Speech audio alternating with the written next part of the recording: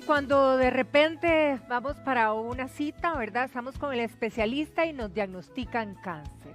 Evidentemente el experto valorará qué tratamientos, ¿verdad? Los que conocemos, radioterapia, quimioterapia, ir a cirugía.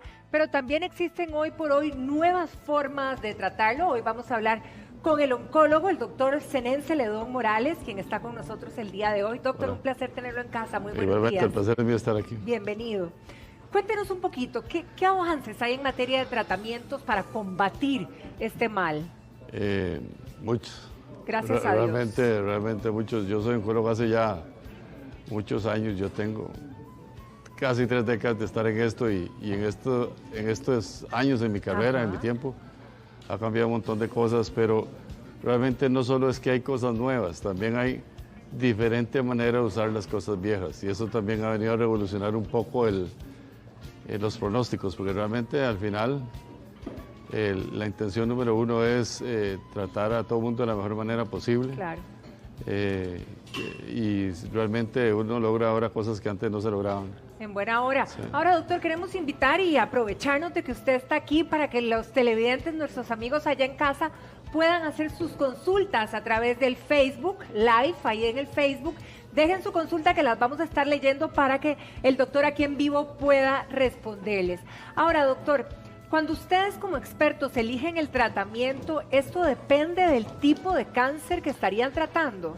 Depende de muchas cosas. Primero, depende del tipo de cáncer, en qué etapa está. Okay. Depende también del paciente, claramente del deseo del paciente, porque muchas decisiones se basan, o casi que todas se tienen que basar en el deseo del paciente informado. Entonces claro. Uno lo que hace es informar, pero al principio, cuando se hace el diagnóstico, lo primero que uno hace es ver qué tan localizado o no está, y dependiendo de eso y el tipo de enfermedad que sea, porque son cientos, se decide el tratamiento inicial. Esto es, y normalmente ahora la regla es multidisciplinario. Antes era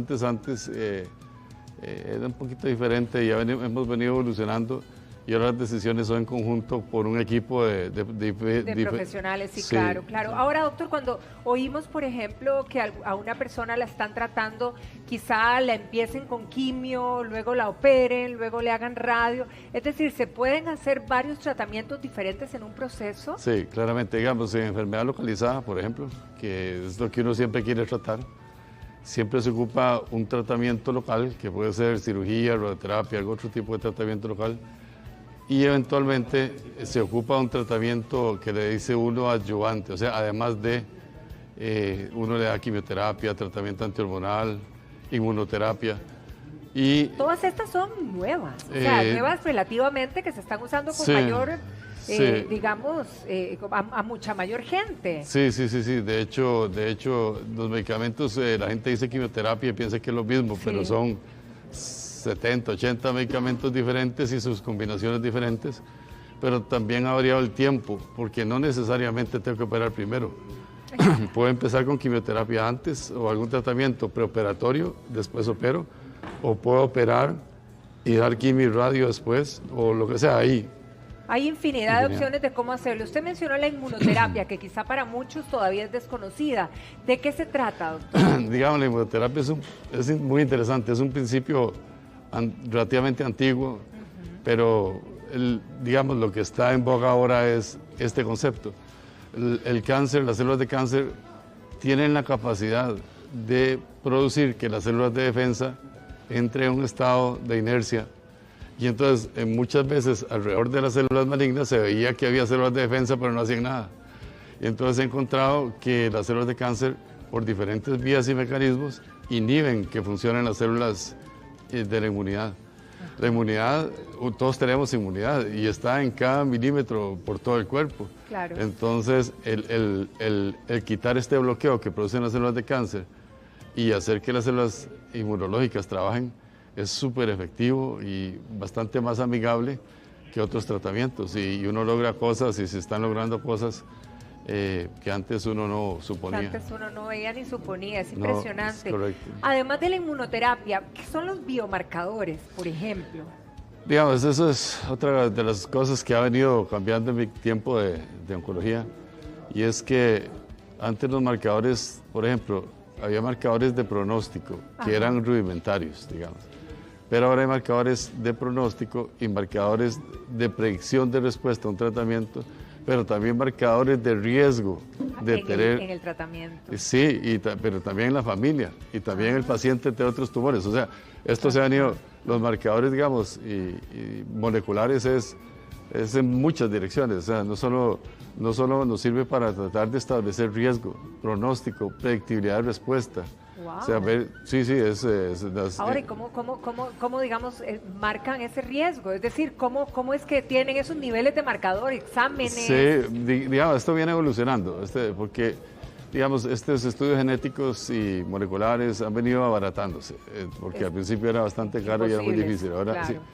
Entonces, con el abaratamiento, digamos, se vienen implementando, por ejemplo, por decir, en algún tipo de cáncer en riñón hay factores predictores de pronóstico basados en algunas firmas moleculares. Digamos, una firma molecular es yo, como investigador, encuentro que el que tiene A, B, C y D le va peor, entonces yo patentizo mi firma molecular. Ajá. Y, digamos, también en cáncer de mama hay varios marcadores para enfermedad relativamente temprana que no tienen ganglios positivos. Se le hacen para ver si es más agresivo de lo que parece, por ejemplo, para ver si es candidato o no a quimioterapia. Entonces, el uso de esto es, y bueno, y además implicaciones de la enfermedad persistente no medible, digamos, por ejemplo, a veces cuando alguien tiene una enfermedad, yo la trato, le hago un examen por imágenes o le hago lo que sea y yo la mido, pero a veces todo sale negativo, pero hay células por ahí, ahora podemos encontrarlas también. Qué increíble, o sea, son grandes aliados para combatir también. Sí. De hecho, aquí el relativo problema es a veces el exceso a todo y el costo de las cosas, ¿verdad? Sí. Pero aquí tenemos acceso a muchas cosas. Ahora, usted habló de las quimioterapias ahora y verdaderamente si uno no ha estado inmerso con un caso en la familia, quizá, ¿verdad? Bueno, que yo creo que ya el cáncer lo hemos experimentado cercano todos, pero las quimios, cuando uno dice quimio, cree, ¿verdad que es una? Pero las quimios son una cantidad de recetas diferentes. Una cantidad exacta, digamos, hay intravenosas, hay orales, hay por vías particulares, por ejemplo, para que circule alrededor del cerebro, por decir algo, para circular dentro del abdomen, el peritoneo. Entonces hay muchas aplicaciones y hay muchas combinaciones. Hay muchas combinaciones, por ejemplo, yo puedo usar el medicamento A, B, C y D y lo puedo usar todas las semanas o cada 3 semanas, o sea, es infinito. Sí, y de hecho, entonces uno tiene que basarse en la evidencia, porque en este tipo de medicina que uno practica se basa mucho en tener algún beneficio mostrado. Los beneficios en oncología es, primero, el número 1, tratar de que se cure, tratar de controlar la enfermedad o cronificarla, que ahora se logra eso. Antes enfermedades que eran invariablemente, rápidamente mortales, ahora uno las puede cronificar y la gente vive bien y vive mucho tiempo, con calidad de vida, ¿verdad? Pero disculpe, y también otra cosa con la quimio es que no solo ha variado la quimio, no, hay más moléculas también, hay más maneras de usarlo, claro, pero hay más tratamiento de soporte. O sea, si se bajan las defensas, que es un efecto secundario, las podemos subir.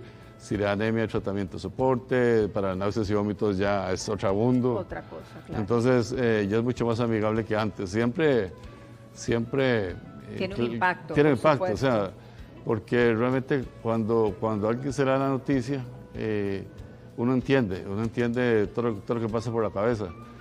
En mi trabajo, mi familia, qué voy a hacer, qué va a pasar, me voy a curar. O sea, de hecho, realmente, posiblemente la mayoría de la gente no piensa si me va a curar, piensa en su familia. Entonces, primero es una enfermedad familiar. Entonces, como usted dice, casi que 1 de cada 4 familias ha tenido contacto con alguien que tenga cáncer. Son 11.500 casos nuevos al año, o sea, en un país de este tamaño. A propósito de eso, nos empiezan las consultas y Crislin nos habla de su abuelo, que a él hace 6 meses lo operaron de la próstata, que ahora lo mandan para medicina nuclear, pero él se pregunta si alguna de estas nuevas terapias también podrían ser opcionales para él. Sí, depende del caso, porque, digamos, próstata es una de las cosas que más ha evolucionado en los últimos años. Hay de no tener muchos medicamentos, realmente ahora hay una línea de medicamentos y lo que se ocupa es, si lo operaron, es que posiblemente tenía enfermedad localizada y eso es bueno. Próstata tiene la ventaja que uno en principio le gustaría encontrarlo temprano. Claro. Y hay cómo hacerlo, digamos, si uno se decide porque me tamicen, o sea, que me hagan exámenes para diagnóstico temprano, uno encuentra enfermedad más temprana. Si lo operaron es que posiblemente tiene enfermedad curable. Y la otra cosa, cuando uno opera a alguien con cáncer de próstata es que tiene una expectativa de vida larga y que es sano. Entonces, todo eso juega en próstata. Y eventualmente, en algún momento, puede haberse beneficiado de 4, 5, 6 moléculas o tratamientos diferentes que hay ahora. Ahora, doña Ana está preguntando, creo que era una de las dudas que yo tenía al principio, ¿verdad? Ella dice, ¿cómo define el experto el orden de las terapias? Que si primero radio, que si primero cirugía, que si primero quimio, o al revés, ¿verdad? ¿Cómo es que se define? ¿En base a qué? En base a la evidencia. A la evidencia. Otra vez, uno escoge siempre lo mejor. O sea, según la enfermedad que sea, el deseo del paciente. Por ejemplo, si una mujer con cáncer de mama tiene una lesión que es mediana y ella quiere conservar la mama, eventualmente uno se va a ver más, va a tender a darle tratamiento preoperatorio para reducir y hacer el tratamiento más conservador, por ejemplo. Eso es una cosa de todos los días.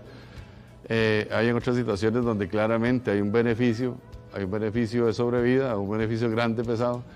Por ejemplo, en cáncer de recto, que tenga ganglios positivos o que sea grueso dentro de la pared del recto, vale más empezar con quimio y radio y eventualmente darle quimio que operarlo de entrada. Claro, claro. Entonces, digamos, hay, en general, la mayoría de casos del día a día es como muy fácil, digamos, basado otra vez en la experiencia, pero sobre todo en la evidencia. Ahora, precisamente hablando de evidencia, que no la tenemos aquí, pero doña Mari nos está preguntando que cuál sería el camino quizá para un cáncer de lengua. El cáncer de lengua, eventualmente, el número 1, cirugía, sí. ¿Verdad? Si tiene enfermedad localizada.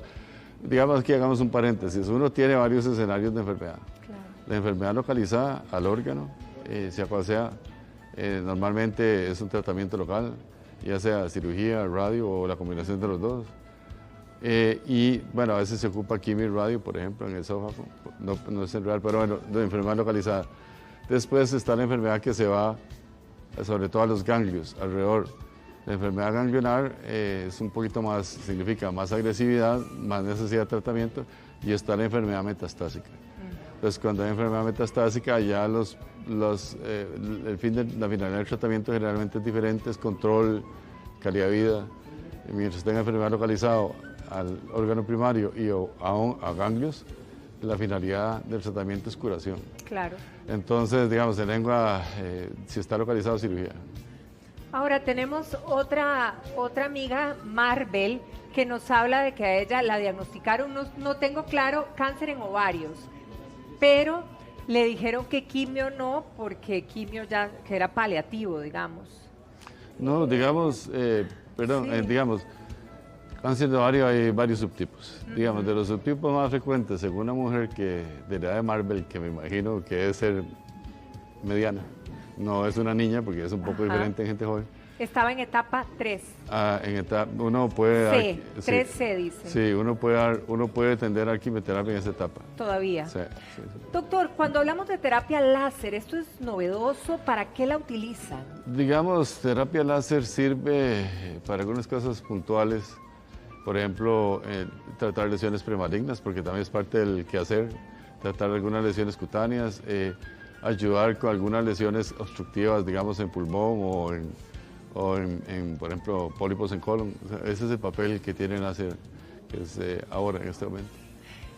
Cris nos está comentando que un familiar está recibiendo quimioterapia por cáncer de pulmón.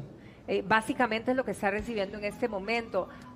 ¿Hacia dónde podría dirigirse ese cáncer? ¿Habría que llegar a una cirugía o puede tratarse solo así? Depende, porque digamos, el uso de quimioterapia en cáncer de pulmón es en varios escenarios. Por ejemplo, una enfermedad mediana inicial se beneficia de la quimioterapia después de cirugía. También puede ser que estén en el escenario que tiene una enfermedad avanzada y le están dando quimioterapia con intención de controlar la enfermedad. No sé en cuál de los dos escenarios está. A veces, además de quimioterapia, esa gente podría beneficiarse, por ejemplo, de inmuno. Depende, digamos, de inmuno, casi que todos los estudios que está haciendo están saliendo positivos. Eso es un relativo problema bueno del inmuno. pero no para todo hay un estudio todavía que respalde el uso de la inmunoterapia. Okay. Entonces, pero en algunas enfermedades tempranas o avanzadas, ejemplo puede ser eventualmente pulmón, pudiera servir el uso combinado. Okay. A veces uno combina inmuno con quimio. Inmuno con quimio, Sí. que van turnándolas, algo así. Juntas, ¿Juntas? por ejemplo, cuando uno tiene, por ejemplo, digamos, el cáncer de lengua que dijo ahora la señora. Sí. Digamos, el cáncer de lengua a veces es muy agresivo, el cáncer en general de cabeza y cuello. Entonces, cuando tiene muchos factores de riesgo, por ejemplo, una enfermedad que creció muy rápido, una enfermedad resistente a radio, una enfermedad que sube el calcio, cosas así, uno empieza con quimio y inmunoterapia y les va muy bien. Y al final le da quimio de entrada, controla la parte más agresiva de la enfermedad, le da tiempo al inmuno de trabajar y el inmuno la sigue utilizando uno por un par de años, que es el estándar.